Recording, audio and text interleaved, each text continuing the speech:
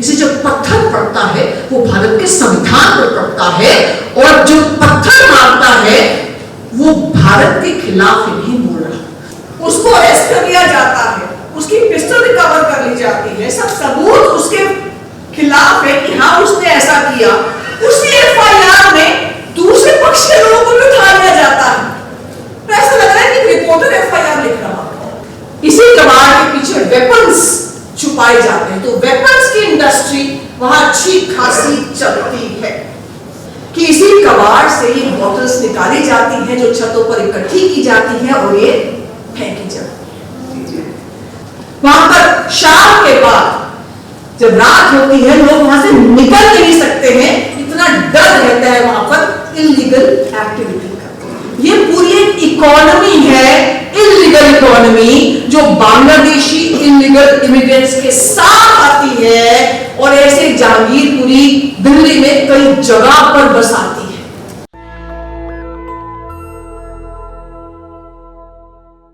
लोग they are going after narrative, facts कोई नहीं जानना चाहता, तथ्य कोई जानना ही नहीं चाहता, वो जानना नहीं चाहते कि क्या हुआ।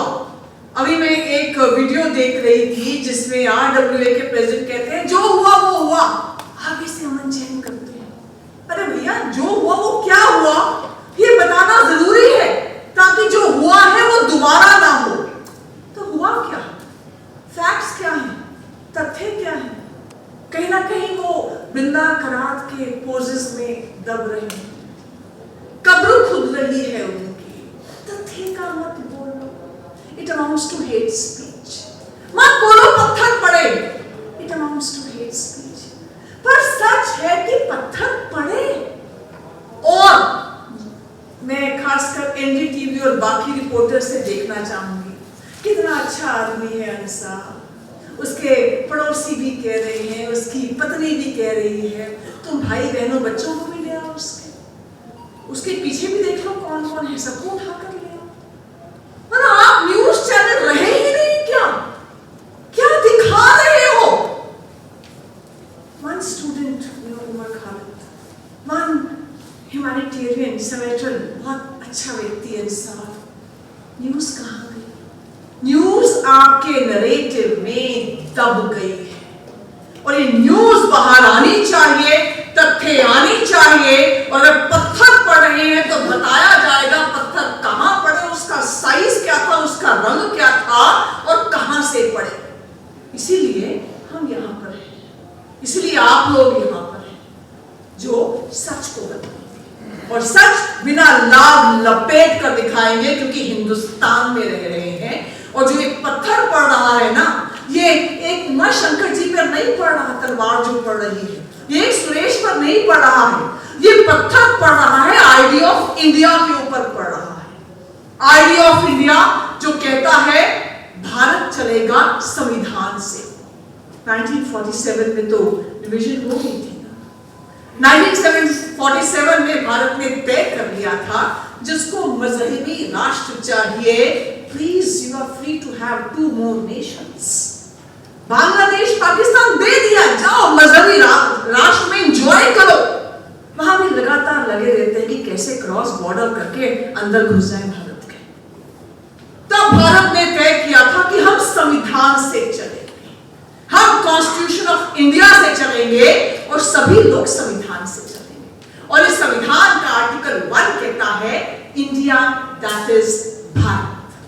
पढ़ा है संविधान, हम तो रोज पढ़ते हैं कोट्स के अंदर, इंडिया दैट इज भारत। और इंडिया दैट इज भारत क्या है? 2 नाम क्यों है इसके? वो इसलिए 2 नाम है कि भारत तो एक नवजात शिशु है जो अभी पैदा हुआ है। अगर भारत को जानना हो इसके जीवन मूल्य क्या है, संविधान के मूल्य क्या है, तो आपको ये हजारों साल की संस्कृति को देखनी पड़ेगी, सह अस्तित्व की संस्कृति जो भारत की संस्कृति। और जैसे कॉन्स्टिट्यूशन के फंडामेंटल फीचर्स होते हैं ना, ऐसे भारत के भी फंडामेंटल फीचर्स हैं। और भारत के फंडामेंटल फीचर्स क्या है? ईशावास्यम इदम सर्वम, हर और कण कण में भगवान है। एकम सत विप्रा बहुधा वदंती, कि ईश्वर एक है, उस तक पहुंचने के अलग अलग मार्ग है। तीसरा ब्रह्मास्मि, मैं डिवाइन हूं। इसका मतलब ये नहीं कि आप शैतान है, आपको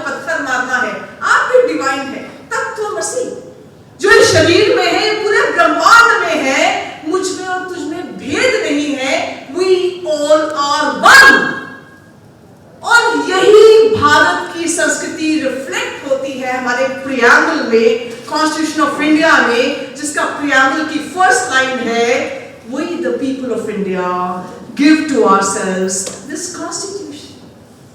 हमारा संविधान ये नहीं कहता हम हिंदू अपने आप को कॉन्स्टिट्यूशन देते हैं, हम मुस्लिम अपने आप को कॉन्स्टिट्यूशन देते हैं, हम क्रिश्चियन अपने आप को कॉन्स्टिट्यूशन देते हैं, हम आदमी हैं, हम औरत हैं, हम upper caste, lower caste. No, वो कहता है We the people of India give to ourselves this constitution. हम भारत के लोग अपने आप को ये संविधान देते हैं जो सबको बराबरी देता है, सबको स्वतंत्रता देता है, सबको गरिमापूर्ण जीवन देता है। इसलिए यहाँ सभी को आर्टिकल 25 मिला हुआ है, राइट टू फ्रीडम मिला हुआ है, right to freedom of religion मिला हुआ है, जो कहता है subject to public order, morality and health, subject to all other fundamental rights, you have a right to profess and propagate your religion. आप अपने रिलीजन को प्रोफेस कीजिए, उसको प्रोपगेट कर सकते हैं, यानी आप अपने जुलूस पुलिस को इंटीमेट करके पब्लिक ऑर्डर के तहत आप निकाल सकते हैं। कहाँ लिखा है कि मस्जिद के आगे जुलूस नहीं निकल सकता? कहाँ लिखा है कि अगर ये पावन पर्व है रमजान का तो जुलूस नहीं निकल सकता? हनुमान जी की जयंती आप सेलिब्रेट नहीं कर सकते। आपका जन्मदिन 28 अगस्त को होता है तो हम दिसंबर में सेलिब्रेट करेंगे क्योंकि देश सेक्युलर है। जब जन्मदिन होता है तभी सेलिब्रेट करेंगे ना। तो कौन कहता है आप नहीं कर सकते? यहाँ तो शास्त्रीय प्रोसेशंस चल सकते हैं ना। लेकिन अगर ये पत्थर मारे जाएंगे और बॉटल्स मारी जाएंगी, चाहे वो जाफराबाद हो और फिर दंगे हो, और या वो आज 2022 में जहांगीरपुरी हो, कल 2023 में और 24 में कहीं और हो, Indian constitution, Indian democracy, Indian Republic will not tolerate it. They will not tolerate it. जितना टॉलरेट होना था हो चुका। इसे जब पत्थर पड़ता है वो भारत के संविधान पर पड़ता है, और जो पत्थर मारता है वो भारत के खिलाफ ही नहीं बोल रहा, वो व्यक्ति के खिलाफ बोल रहा है, और जो हमारे कॉन्स्टिट्यूशन के मूल्य हैं उनके खिलाफ बोल रहा है। अब हुआ क्या, ये आप सबने वीडियो से दिखा रहा है। जो वहां रहते हैं, जिन पर पत्थर पड़े हैं, वो आकर बता रहे हैं। आप जाइए ग्राउंड जीरो पर, बहुत से लोग हमें मिले यहाँ से ग्राउंड जीरो पर, वहां से आए हैं यहाँ पर। आप जाइए, ग्राउंड जीरो बोलता है। आप जाइए वहां पर और आपको ध्यान आएगा कि 16 अप्रैल 2022 को जब हनुमान जयंती का जुलूस निकल रहा था, भक्तगण गा रहे थे, नाच रहे थे, गाने बजा रहे थे, खुशियां मना रहे थे। अब जन्मदिन पर कोई शोक तो मनाता नहीं है, खुशी मनाता है। तो जैसे ही आगे रथ था, रथ में हनुमान जी की मूर्ति थी, आपने देखा होगा रथ वो शत विक्षत था, हनुमान जी की मूर्ति खंडित। तो जब वो रथ जा रहा था, आगे हनुमान जी की मूर्ति जा रही थी, पीछे पीछे जुलूस था, जैसे ही वो वहां पर सी ब्लॉक के वहां मस्जिद के आगे से गुजरा तो ऑल्टरकेशन हुई, आपस में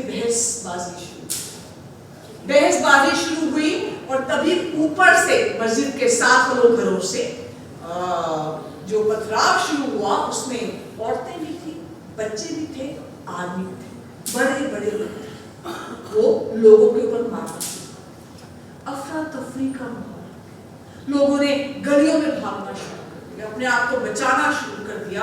और जैसे ही आगे गए तो जो मस्जिद के आगे कुछ घर है और आगे जो बाईं ओर की वो लेन है, वहां से हुजूम आ गया, सैकड़ों लोगों का वही उसी समय एक साथ हुजूम आ गया, जिनके हाथ में तलवारें थी, डंडे थे, रॉड्स थी, कुछ के हाथ में पिस्टल, आप सभी ने देखी है वो थी, और उन लोगों ने पत्थरों के साथ और बाकियों के साथ अटैक कर दिया इस पूरे जुलूस के। कुछ नारे भी लगाए गए, मजहबी नारे भी लगाए, काफिर भी कहा गया, और भगदड़ मच गई। उसके बाद पुलिस आई, पुलिस ने अपना पूरा कंट्रोल में ली सिचुएशन और मामला समाप्त हो गया। 2 दिन बाद जब क्राइम ब्रांच की टीम दोबारा वहां पर गई और दोबारा वहां पर गई इन्वेस्टिगेशन करने के लिए, और कुछ लोगों से पूछताछ करने के लिए, अभी पत्थर बचे हुए थे, उनका भी तो इस्तेमाल करना। तो ऊपर से दोबारा औरतों ने पत्थर मारे, फिर से पत्थर, और फिर क्राइम ब्रांच की टीम में भी अफरा तफरी मची और यहाँ वहां लोग। अब जो लोग पत्थर मार रहे हैं अरेस्ट तो हुई, काफी अरेस्ट हुई, आपके सामने है कि लगभग 21 लोग अरेस्ट हो गए थे। उसमें जो अंसार का नाम आ रहा है वो भी अरेस्ट हो गया था। असलम है जिसको सोनू कहती रही मीडिया बहुत दिनों तक, सोनू चिकना, यासीन इमाम है उसका नाम, वो भी अरेस्ट हो गया। और 5 लोगों के ऊपर नेशनल सिक्योरिटी एक्ट लग गया, यानी आप भारत के लिए खतरा है, आपकी बेल नहीं होगी, नेशनल सिक्योरिटी एक्ट लग गया। अब इन्वेस्टिगेशन जो पुलिस कर रही थी वो क्राइम ब्रांच को सौंपी गई, क्योंकि बांग्लादेशी भी इन्वॉल्व थे।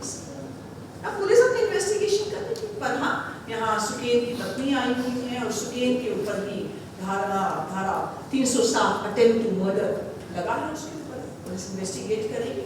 फिर जैसा राकेश जी ने कहा कि एक ही एफआईआर है 440 ऑफ 2022, एक ही एफआईआर, उसमें एक व्यक्ति के बारे में कहा जाता है, जरूर कहा जाता है कि पुलिस के ऊपर हमला हुआ, उसको अरेस्ट कर लिया जाता है, उसकी पिस्टल रिकवर कर ली जाती है, सब सबूत उसके खिलाफ है कि हाँ उसने ऐसा किया।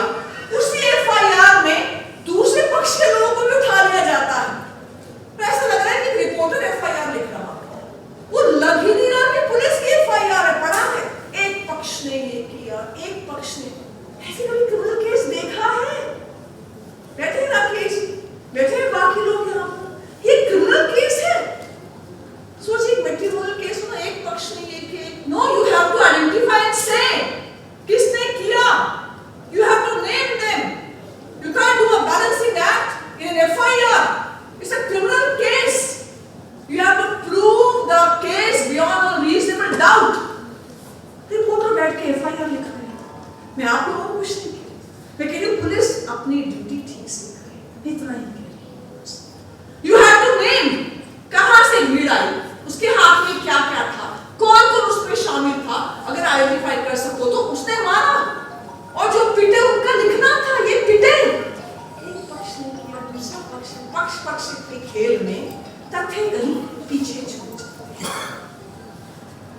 उसके बाद आपके सामने लोगों ने बताया कि जो जुलूस है, जुलूस के ऑर्गेनाइजर्स पे 188 लगा, यानी अवहेलना किया, जो वहां पर पब्लिक एक ऑर्डर था उसकी अवहेलना की आपने, परमिशन नहीं ली आपने।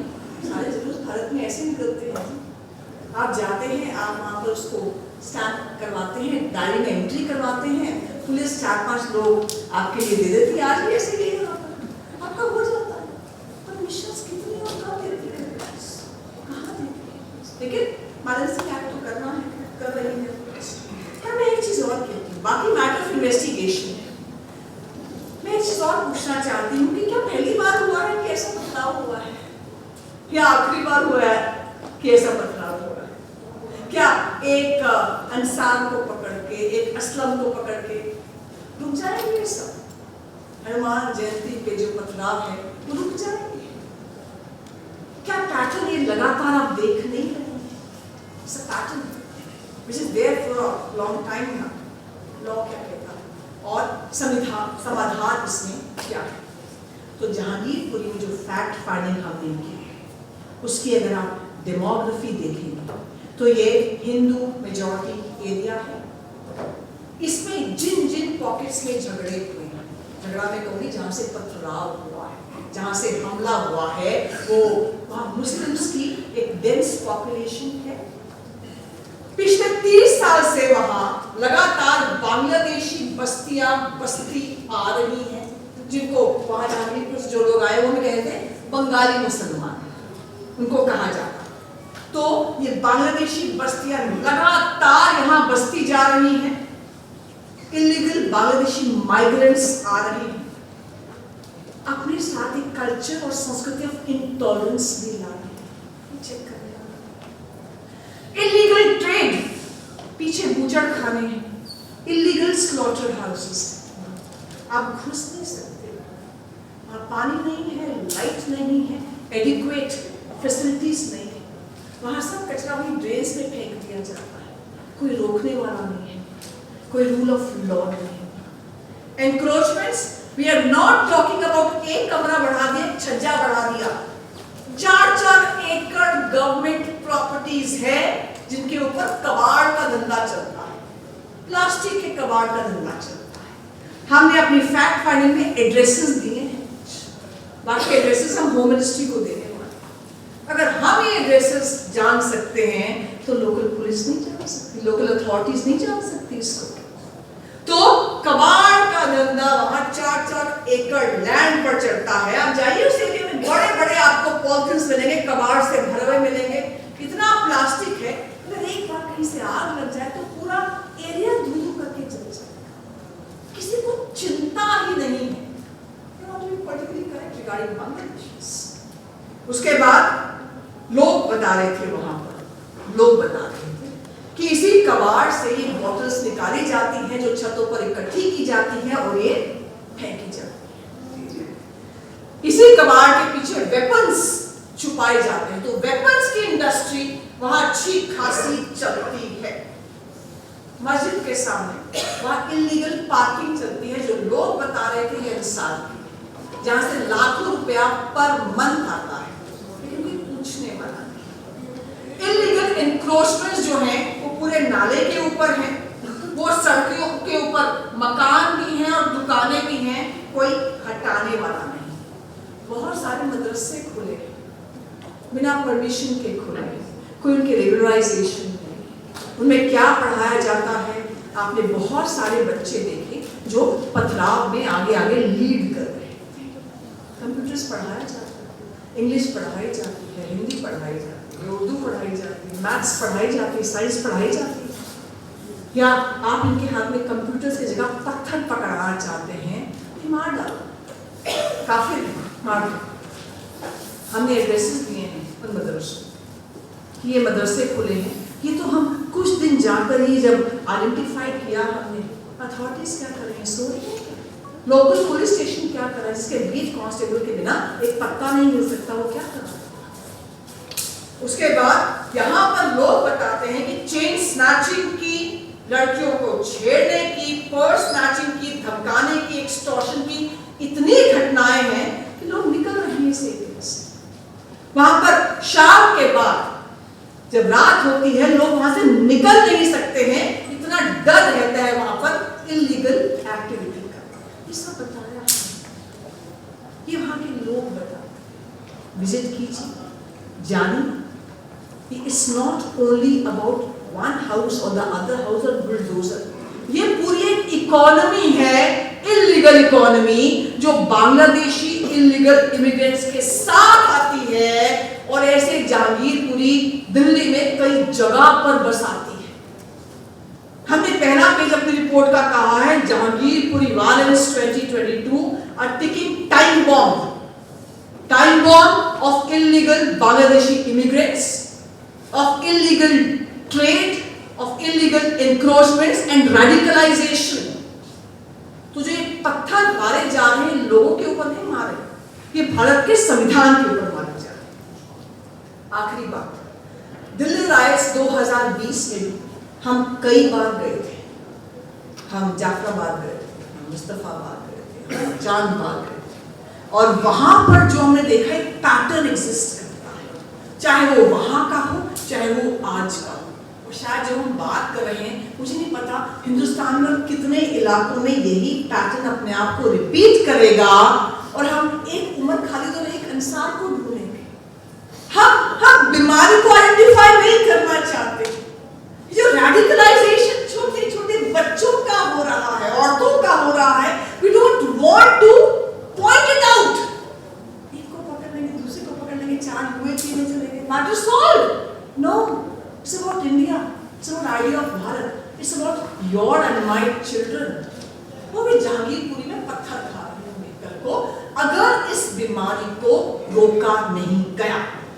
पैटर्न क्या है आप देखिए, आप मुस्तफाबाद, जाफराबाद, चांदबाग, जो दिल्ली राइट्स 2020 में जो एपिक सेंटर्स थे राइट के, उसमें वो भी हिंदू मेजॉरिटी एरियाज थे। वहां भी डेंसली पॉपुलेटेड मुस्लिम जहां पॉपुलेशन थी, वहां पर सिट इन प्रोटेस्ट वहां पर हुए।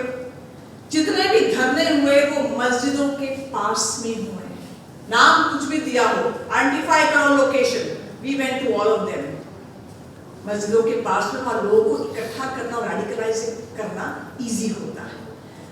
विमेन और चिल्ड्रन को इकट्ठा किया गया, एक महीने रेडिकलाइज किया गया, और इसमें आपके लेफ्टिस्ट स्टूडेंट्स का बहुत रोल रहा। वहां जो नारे लगे आप सबके सामने थे, हिंदुओं की कबूतरे की काफिरों की आदत पड़ गई है सुनने, खिलाफत 2.0, खिलाफत मत बोलिए, खलीफा 2.0 है। It's about Khalifa Raj, Islamic Raj, where there is no place for others। Jahangirpuri से 6-7 बसेस, लगभग 300 औरतें, 400 औरतें उस समय वहां पर जाया करती थी जाफराबाद के पास, वहां से दिन में बैठा करती थी, वहां से इनकी ट्रेनिंग शुरू की। आज पत्थर कहां से मारे अपने घरों की छतों से, वो ट्रेनिंग उनकी 2020 के दंगों में हुई। तो ये जो कट्टरता बढ़ रही है, ये रेडिकलाइजेशन बढ़ रही है, इस मानसिकता पर बुलडोजर की जरूरत है। ये कहीं भी हो, इररिस्पेक्टिव ऑफ रिलीजन में कहते हैं, ये कहीं भी कट्टरता बढ़ रही है ना, it is against the idea of country. ये कंट्री नहीं बचेगी अगर ये कट्टरता को रोका नहीं गया। तो Bharat, India that is Bharat, इस संस्कृति के साथ रहना, सह अस्तित्व, कोएग्जिस्टेंस को मानना। रमजान भी चल सकता है और हनुमान जयंती का जुलूस भी चल सकता है, हम ईद में गले मिल सकते हैं, हम दिवाली में गले मिल सकते हैं। बीच में ये कहां से आ गया कि we are believers and you are non believers, we have every right to convert you? No, यहाँ तो यही चलेगा कि ईशावास्यमिदं सर्वम, हम सब एक हैं, ईश्वर हर जगह पर है, तुझ में और मुझ में भेद नहीं है। क्योंकि आप देखिए, ये जो एक कन्विंस करके ब्रेन वॉश कर दिया जाता है ना, तो स्टोन पेल्टिंग आपकी जहांगीरपुरी में नहीं होती सिर्फ, आपकी जाफराबाद में नहीं होती सिर्फ, आपकी मध्य प्रदेश यूपी में नहीं होती, वो स्वीडन में भी होती है, फ्रांस में भी होती है, और वो बाकी कंट्रीज में भी होती है, वो हर जगह पर, दुनिया भर में होती है। नेशनल दस्तक की आपसे गुजारिश है कि अगर इसको बचाना चाहते हैं तो नेशनल दस्तक को सब्सक्राइब करने के लिए रेड कलर के सब्सक्राइब बटन को दबाएं, फिर बेल आइकन की घंटी दबाएं। नेशनल दस्तक को बचाने के लिए बहुत जरूरी है कि हर खबर को शेयर करें, लाइक करें, कमेंट जरूर करें।